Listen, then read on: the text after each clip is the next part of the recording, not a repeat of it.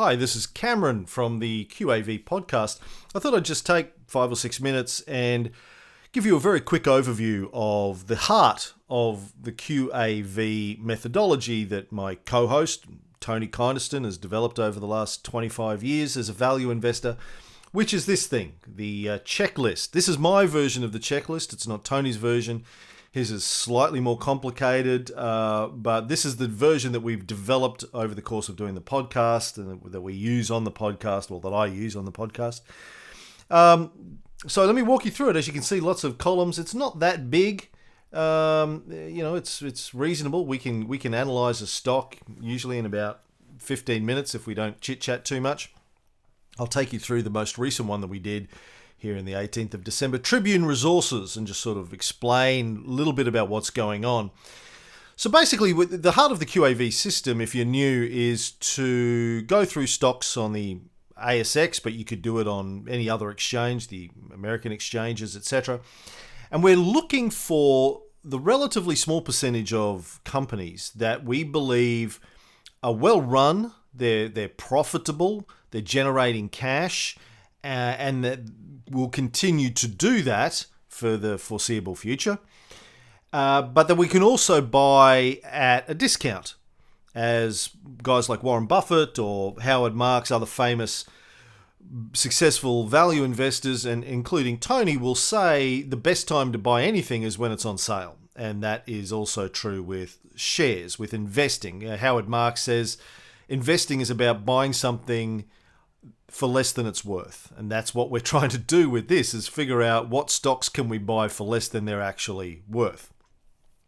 And the way that we do that is we complete this checklist, this spreadsheet, and it's based on publicly available financial data, essentially. We get it from a range of sources. I get mine from QuickFS, which is a service that provides an Excel plugin, so it updates all of this information for me automatically. We also use Stock Doctor and Share Analysis and Yahoo Finance, Reuters Finance, Google Finance, the ASX's website. A lot of different ways you can gather this data. You can go to the company's website and pull up their annual report and dig through it, but that's slow and painful quite often.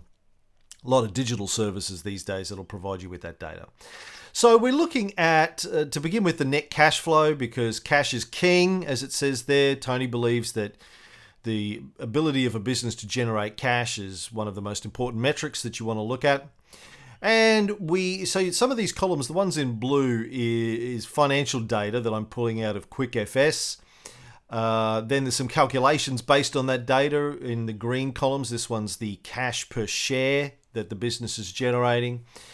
And the orange columns, or these mustardy colored columns, is where we're scoring the company based on these financial metrics and the relationship, the ratio between them.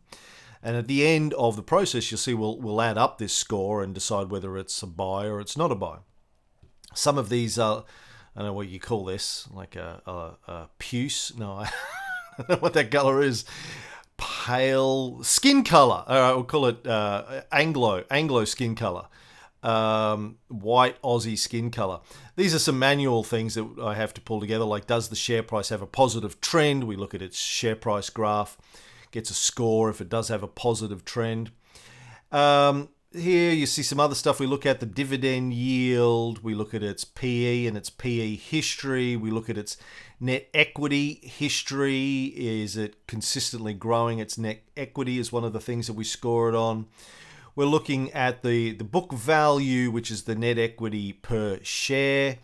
We're looking at the net income and the earnings per share. We're looking at some predictions that you can get from services like Share Analysis or Yahoo Finance, where people are, professional analysts are looking at this industry, this sector, and this business and trying to determine what they think the business will do in coming years. Sometimes we can get data for that, sometimes we can't, because quite often these businesses that we're looking at are so small in terms of their market cap that they don't have analysts looking at them. But when we can get that data, we use it in our metrics, in our predictions. And all of this culminates in this column here, AS, intrinsic value. We're trying to work out what we think the share is worth. and then we can compare it to its current share price. So I've just added this column here recently to make it easier for me to remember what the price is so I can do a comparison. So you can see with TBR, the one that we did yesterday, $5.99 the share price is today. We calculated that the intrinsic value is actually $3.20. So the share price is nearly twice what we think the intrinsic value is.